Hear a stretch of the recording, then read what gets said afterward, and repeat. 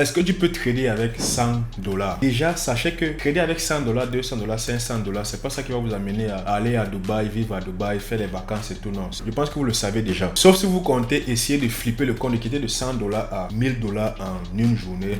Regardez par vous-même, j'ai 100 dollars ou 200 ou 300 dollars que je souhaite trader au courant du mois. Si je fais même 10%, qui est déjà énorme, je le rappelle, mais 10% pour un compte de 100 dollars, c'est 10 dollars. 10% pour un compte de 200 dollars, c'est 20 dollars. 10% pour un compte de 300, c'est 30 dollars. Pourtant, le pourcentage est énorme, mais sur la taille de compte que vous avez, il est extrêmement petit. Mais si vous voulez utiliser cette règle minutieuse du money management et du risk management en risquant 0,5%, en risquant 1%, vous allez d'abord voir que je risque 1 dollar. C'est faux, aucun sens de risquer 1 dollar. Je risque 3 dollars. Comment il peut risquer 3 dollars sur un compte? C'est quoi ça? Et là, des gens commencent à aller dans des risques de 5%, 10%.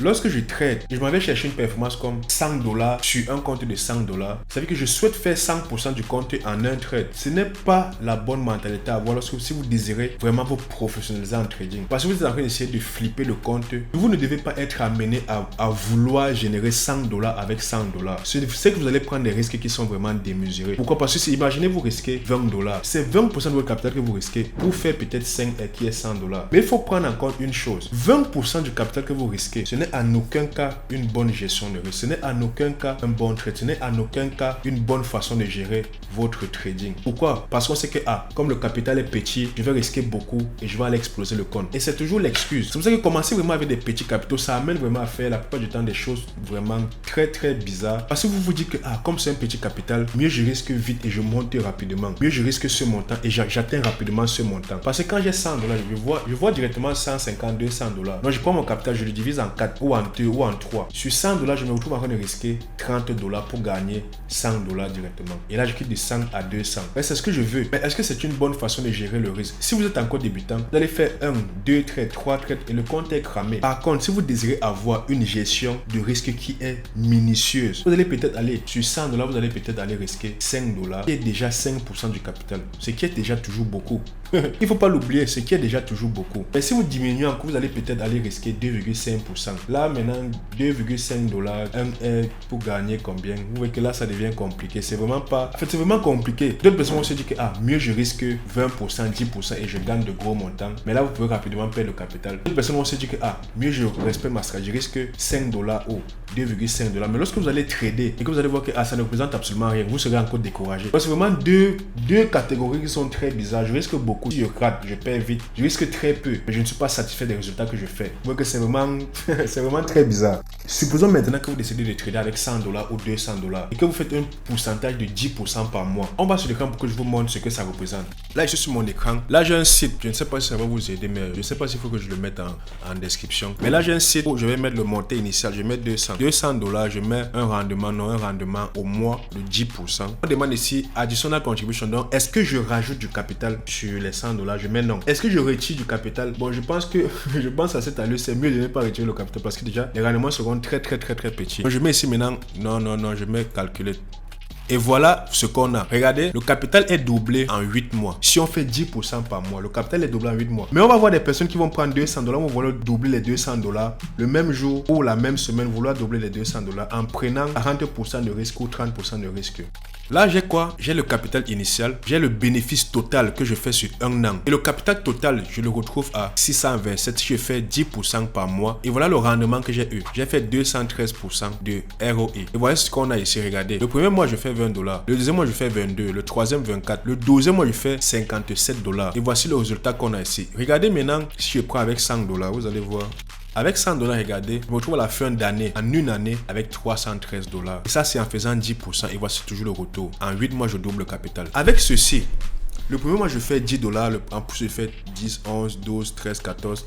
Est-ce que vous pensez vraiment que vous pourrez accepter? Parce que il faut être très honnête envers vous-même, comme je le dis toujours. Est-ce que vous pensez vraiment que vous allez pouvoir, déjà, être lisse sur vos résultats, de faire 10% le mois? Est-ce que vous allez avoir une bonne gestion de risque en ayant ce capital de 100 dollars? Est-ce que c'est vraiment quelque chose que vous allez suivre à la lettre? Trader toujours avec le même risque, trader toujours avec le même niveau d'engagement, ne pas simplifier le montant que vous gagnez et ne pas se laisser tenter à augmenter le risque pour faire plus d'argent. Je vous dis la vérité, c'est ce qui arrive toujours à la plupart des personnes. Lorsqu'elles tradent avec ce genre de petits montants. Et moi-même qui vous parle, j'ai eu à faire ça, je pense, il y a 4 ans. Lorsque je commençais à placer des petits montants pour trader, moi, je n'étais pas satisfait du montant que je gagnais. Ce qui fait que moi, j'augmentais mon risque. Je prenais $100, je le divisais en 3. Pourtant, je n'avais pas encore l'expérience. Je prenais $100, je le divisais en 3. Et boum, je prenais un trade. Lorsque je gagne, je suis content. J'augmente le risque. Parce que $100 pour moi, moi, je ne voulais pas. Moi, c'était trop petit. Moi, je voulais les gens trader avec 5 000, 10 000, 100 000 dollars. Moi, je voulais aussi rapidement évoluer. Et qu'est-ce que je faisais? Je prenais le capital.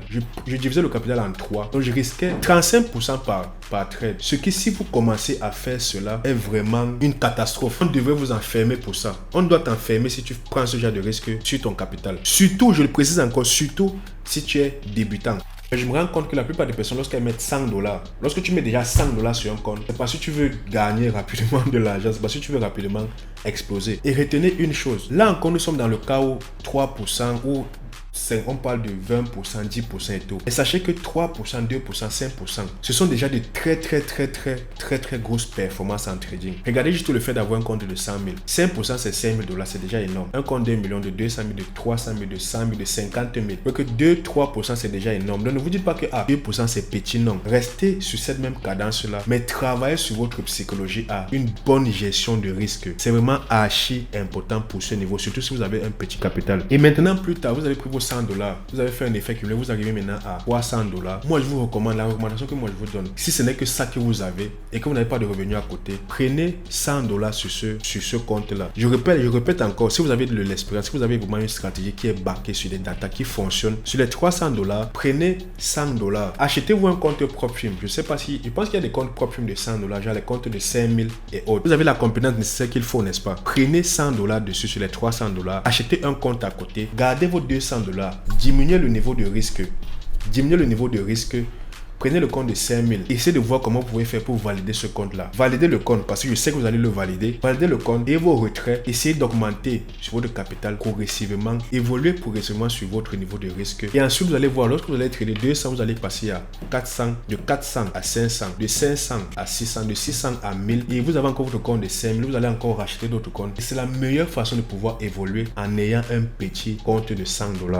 Donc quoi, oubliez tout ce qui se passe sur les réseaux sociaux avec tous ces gros influenceurs. Moi actuellement je suis les vidéos de FX Alex, donc Alex un très gros influenceur sur Instagram et sur YouTube aussi, un très bon trader. Mais lui, vous allez vous rendre compte que lui, il prend $100, il arrive à mener à 300 000, il prend $100, il a eu un deuxième challenge qu'il a connu factuellement. Il prend $100, il arrive à mener à 3 000. Mais d'autres personnes vont voir cela, ils vont dire que je peux aussi faire ça dans mes débuts. Mais non, lui, il sait que s'il crame les $100, il peut encore mettre $100, peut-être même 1 million de fois, vous voyez. Non, bon, 1 million de fois, c'est pas abusé. Parce qu'il a assez d'argent de côté pour pouvoir le faire. Mais vous n'avez pas assez d'argent de côté pour pouvoir le faire. Vous êtes au début de votre carrière en trading, vous voulez déjà faire flipper les comptes comme tous ces gros influenceurs là. Non, vous allez avancer, vous allez avoir un bon niveau en trading, vous allez trader pour l'effet cumulé, vous allez prendre de l'argent, acheter un compte, essayer d'évoluer avec.